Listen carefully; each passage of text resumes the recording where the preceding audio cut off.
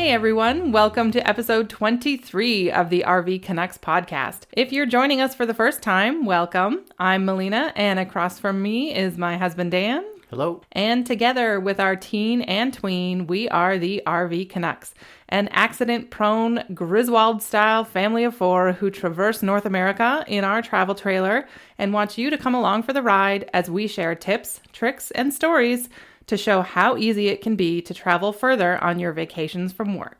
On today's episode, we're going to be dialing the time capsule back a little bit to 2016 and a camping trip or an RV trip that we did in the Thousand Islands region of Ontario. And we are going to talk about the various campgrounds in the area, some of the activities you can do, and we're going to profile two of our day trips that we took to Boldt Castle, just on the US side of the Thousand Islands, as well as Upper Canada Village. I think maybe for everybody, just because this is a border trip, it's good to keep in mind that this is a trip that you can easily do whether you're based in Canada or you're based in the US. So the camping was done in Canada and the sightseeing was done partly in the US, a quick 3/4 of a day trip across the border for us. Mm-hmm. So bring your passports. And it's a nice, easy trip across the border. It's not like crossing at Fort Erie or Detroit or Sarnia. It's a real small border crossing, pretty friendly, easy going. Mm-hmm. The main reason we wanted to do this trip was to actually visit Boldt Castle. So we designed the trip around that visit. And Boldt Castle is located on Hart Island. So that's just between the shores of Wellesley Island and Alexandria Bay, New York. And Boldt Castle is a historical home. It's a 6-story, 120-room castle. So it's complete. It's got tunnels. It's got a powerhouse, Italian gardens, drawbridge, a children's playhouse. When we say playhouse, it's like a mini castle in itself, I think several levels, and a dovecote. So essentially not a single detail or expense was spared. It was built in the Gilded Age at the turn of the last century. It was built by successful self-made businessman and super rich guy, George Boldt, who was most well known as the owner of both New York City's Waldorf Astoria Hotel and Philadelphia's Bellevue Stratford Hotel. And to the chagrin of anyone who has ever had to work in retail, he also invented the phrase, "The customer is always right." So though Boldt owned several hundred acres on neighboring Wellesley Island and summered with his family there, construction on the castle began in 1900 as the ultimate show of love for his wife, Louise. But construction on the castle was halted unexpectedly in 1904 when Louise died suddenly, and Boldt never returned to the island. So the mostly completed structures were just left to the mercy of the elements, really, and they were acquired by the Thousand Islands Bridge Authority in 1977. So what they did was they began charging for tours to the castle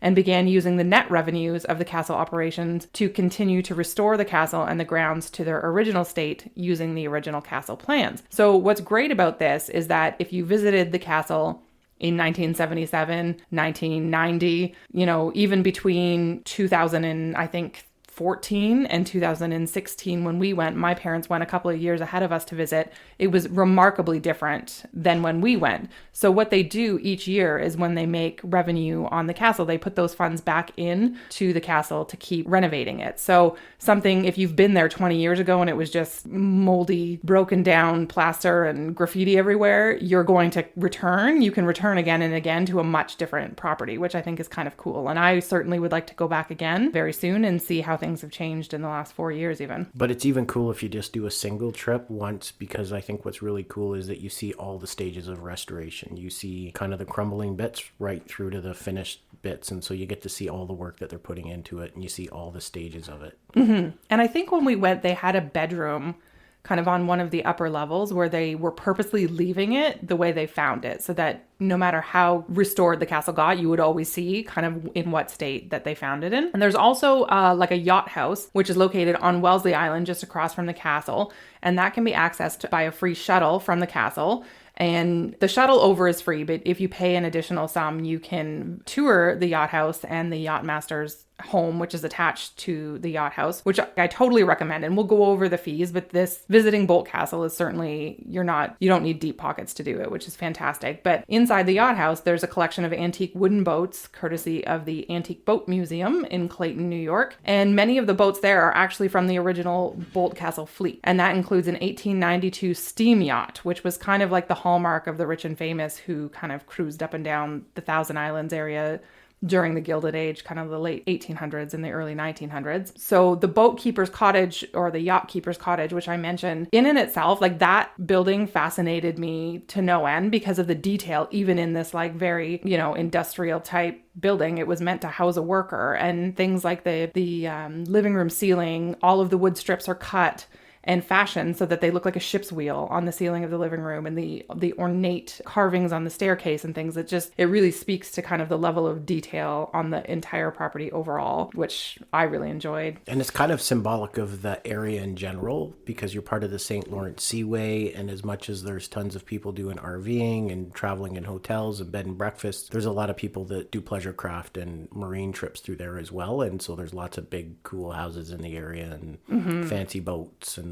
things of that nature. Yeah. So as I mentioned, visiting the castle is pretty reasonably priced, certainly compared to some of the other historical homes we've visited. It's basically for the main house tour, it's $11 US for adults, so that's 13 and up, and it's only $8 US for children ages 5 to 12, and anybody 4 and under is free. To visit the yacht house, there's a $6 fee for adults and a $4 fee for children. However, they have a special package rate. So if you purchase tickets for both the castle and the yacht house, you can visit for $14 for an adult fee and $8 for a children's fee, which is fantastic when you compare it to things like Hearst Castle in California or Casa Loma in Toronto. Thank you. The fees to get in are like triple that. So I think your value for money is there. You'll have the additional cost of a tour boat to get you there, unless you are endowed with your own private watercraft, but the castle itself is only accessible by watercraft. So Boldt Castle is actually an official point of entry into the United States. So you can access the castle via one of the many tour operators that operate in and out of the area,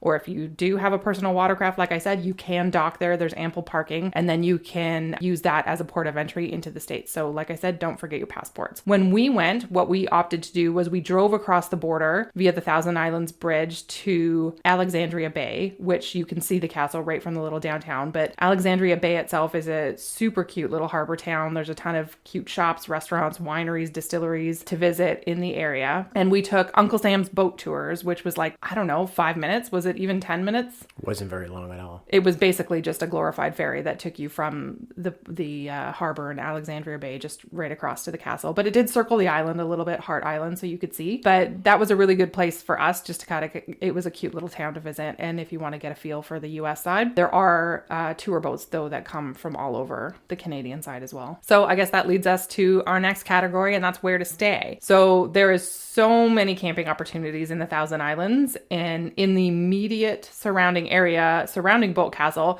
there are 4 state parks on the US side, and there's over 8 campgrounds within a 15 to 20 minute drive of the castle, and probably another 15 to 20 if you double that driving distance. Like, there are so many places to camp. So our original plan, we actually had 2 plans. So our first choice was to stay at Wellesley Island State Park. And the reason was because they had a very small contingent of fully serviced RV sites, which you normally don't get in provincial parks or state parks. So I was excited about that, but they were completely booked.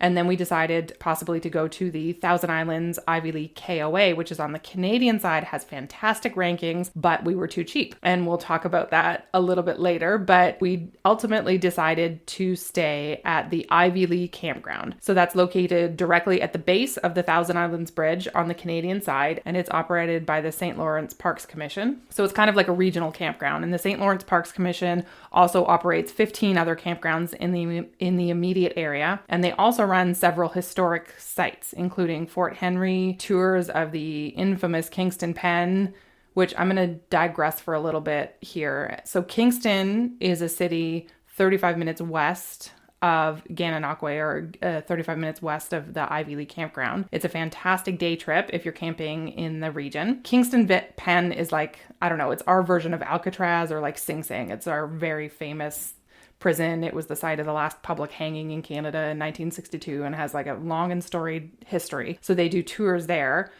Kingston's super old. It was founded in 1673, which for North America is certainly old. Has lots of cool little alleys and shops to explore. And for those who don't know, or for our American listeners, Kingston actually used to be Canada's first capital city, but only for like 3 short years because of the proximity to the USA and its vulnerability to attack. So they moved it inland to Ottawa, where it sits today. So if you visit Kingston, check out the Kingston Ghost Tour. We've talked about this before on episode 12, the 5 most haunted places we've ever camped. And the Kingston Ghost Tour was literally one of my favorite ghost tours that I've ever been on, because of the accuracy and the animated stories about the actual history of the city. Like, not including, like, aside from all the other ghost stuff, they had a ton of really cool information just on the city itself, which... I remember one of the stories that still sticks in my head is a city park that's much like any city park with benches and green space and big trees. And it was actually used to be a graveyard in the city, and a fella telling us how he used to play in it when he was a little kid after it had been reclaimed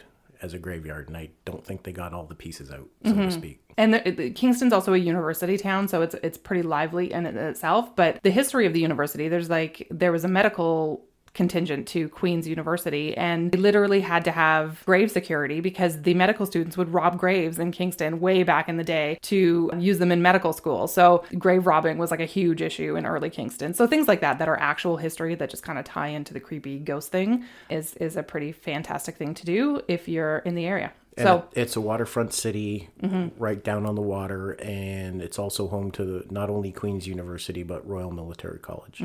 And the Tragically Hip, so for any Canadians who like music. And Americans, just check them out. The St. Lawrence Parks Commission, so they also operate Upper Canada Village. So we also visited this trip, and we'll talk about that a little later in the episode. So Ivy Lee Campground. There's a variety of sites available. There's unserviced waterfront tent sites, which are clearly for tents, but we saw a number of people trying to squeeze trailers into them, and I would not recommend.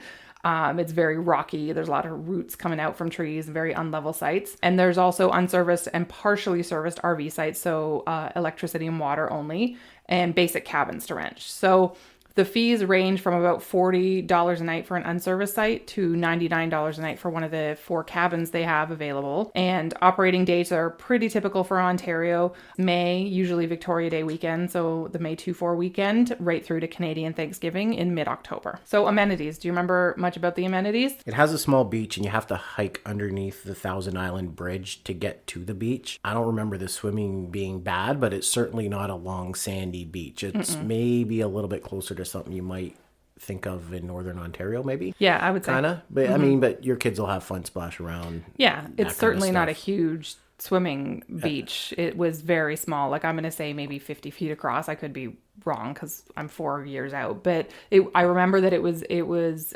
shallow and it was sandy. So you're not going to spend the whole afternoon at the beach, but you're going to get your kids cooled down and get a little energy out of the system. It's got a boat launch. It's got seasonal and transient boat docks there. And I remember taking the girls down to fish from the docks. And if you've got young kids and you just want to get a fish, not necessarily something for the frying pan, but just to get them excited, it's a good spot for doing that for young kids. Yep. Activity shelter, sports field, playground, your usual kind of stuff. So funny story about the playground is that there's a tetherball there, or a couple of tetherballs there, and our kids had never seen tetherball. And I think this is probably a product of like our litigious society, where like half of what we played on as kids, zip lines and things like this, they tend to not exist anymore. So there's not a lot of tetherballs around. They certainly don't have them at their schools and things. So the kids wanted to know how to play it, and I was teaching the kids how to play it. And Isla, so this was 2016, so she would have been 8.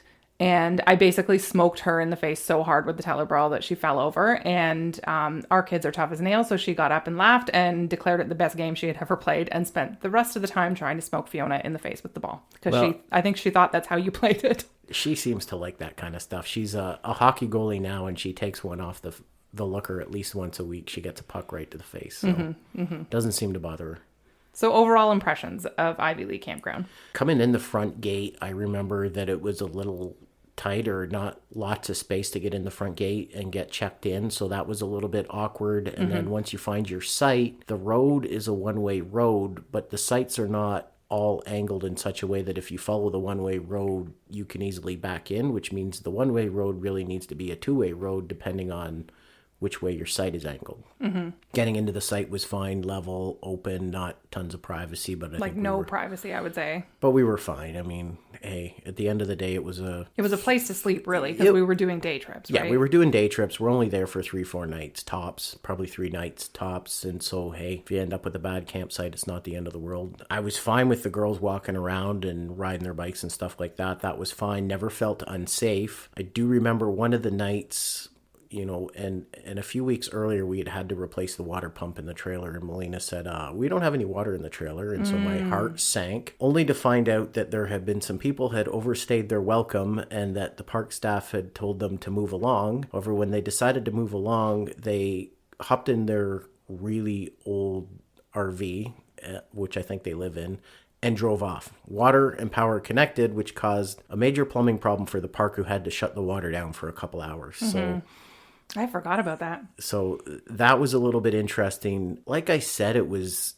safe. I didn't have any problems, but what I do remember is a contingent of people, and I don't know if it was one family, one group, a one-time occurrence, who were continually washing their dishes at the water pools in other parts of the campground, which left little bits of food, as opposed to scraping your plate, doing it in a wash basin, and properly disposing of your water. So not sure that everybody who camped there was well experienced in what they should and shouldn't be doing. For sure. So again, hey, I never worried while I was there, but you know, I don't think I want to spend a 2-week vacation there. For sure. Yeah. You didn't get that sense of relax that you normally would at like an RV resort. And I remember, so the swimming was great. The water was like pretty calm and cool, but I remember it was really loud because the beach is really right at the base of the bridge. And that's a highway bridge. It's the main bridge that is the Canada-US border crossing. It's not like busy like you would find in major city border crossings, but I mean, there's certainly enough traffic that you kind of have to shout at each other if you're on the beach to kind of, you can't have a quiet conversation, put it that way. But I would say overall, like when we do this trip again, because I know we'll return to the area sooner rather than later, I would either stay at the Ivy League KOA or the Wellesley Island State Park Campground. But Google reviews are really, really good in that area. So just hit Google up and there's really accurate reviews. I read through a number of them before doing this show just to kind of refresh my memory. But let that be your guide, I think, on which places you pick to stay. But also too, listen, folks, like if you're passing through the area and you're not going to Boldt Castle, but you need a spot to stay for one night, it's fine to just jump in there and stay there. I wouldn't sweat it out. Oh yeah, for sure. If we had no other option again, I would stay there again. That's definitely. So the other major day trip we took when we were there for this trip was to visit Upper Canada Village. So Upper Canada Village is like a historical village. It's themed to the 1860s. Specifically, they have picked the year 1866, and it's one of the largest historical villages we've certainly been to. It's one of the largest in Canada.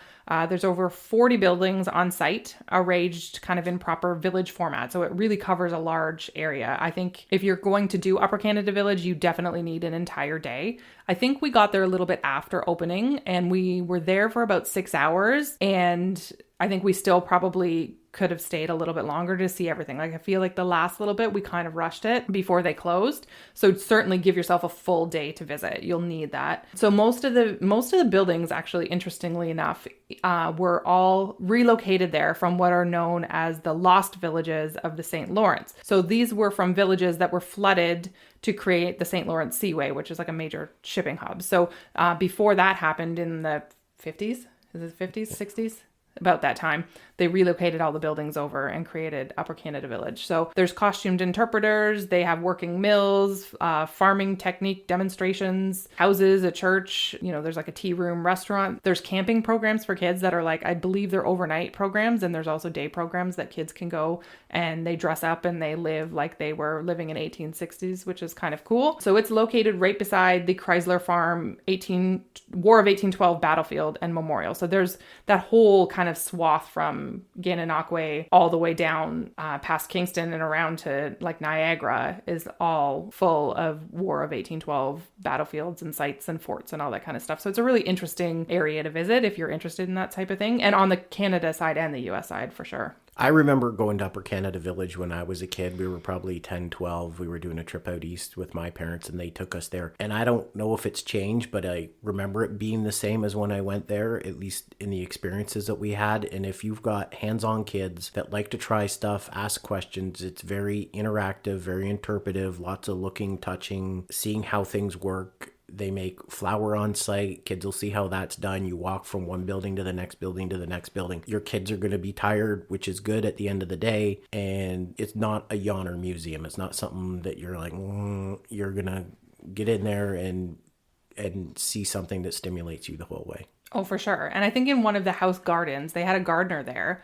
And remember we went into that garden and they were explaining how obviously like there's dentists and stuff, but there's no painkillers and things back then. And he had some kind of plant and he broke off a bit of this plant and had us chew it because that's what the dentist would give you before you had to have a tooth pulled because it would make your mouth go numb. And this thing, we like bit just like a tiny little bit of this plant. He said, okay, like, chew it and swish it around your mouth and spit it out, which we all did. And literally, I think probably it took like 3 hours for the feeling in my mouth to come back. It was amazing. But yeah, definitely that's kind of like hands-on thing that you can do. Dan mentioned the flour mill. So they have a flour mill that they mill, and then they bake bread and they make cheddar cheese right on site and they sell it at the gift shop, which if you're going to do that, we did not know this until we like left for the day that they do this. They put out daily bread and cheese. And when we went to the gift shop on our way out of the park, it was all gone. So if that's it, and literally it was the best bread I've ever had because we ate at the, what's called the Willard's Hotel. So it's a hotel in the middle of the village that serves food.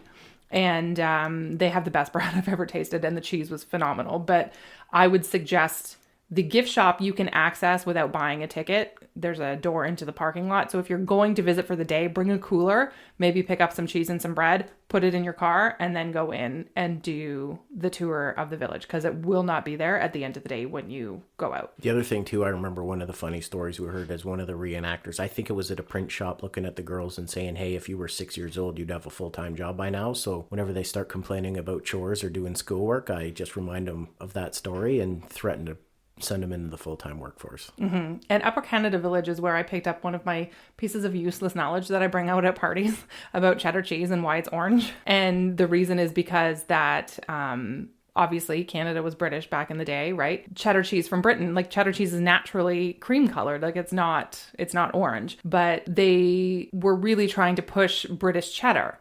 So the law was that you had to dye cheese that was made in British North America, so Canada, that you had to dye it orange. And the reason it's orange is because they use some kind of plant-based dye that turns it orange. It's a natural berry type dye. And it kind of turned into this class thing. Like if you could afford the tax on the fancy cheddar from Britain, like that's what you would serve your guests. And it was kind of like, the poor people would all eat the orange cheese. And that's the reason cheddar cheese is orange. It was a law, basically a class law that made British cheddar from Britain fancier and better than North American cheddar. So there you go. There's your piece of useless knowledge. So the dining, really unusually for places like this in Canada, there's the Willard's Hotel, the Harvest Barn, the Village Cafe. So the Willard's Hotel where we had lunch was fantastic lunch, and the Harvest Barn are both licensed, which is really unusual for tourist sites like that for us in Canada. And let me tell you, when we went, it was like 1,000,000 degrees. It was the middle of summer. It was the middle of July. It was hot. So to sit down and be able to have a nice beer in an air-conditioned room is like fantastic. So if you're into that, make sure you stop for lunch.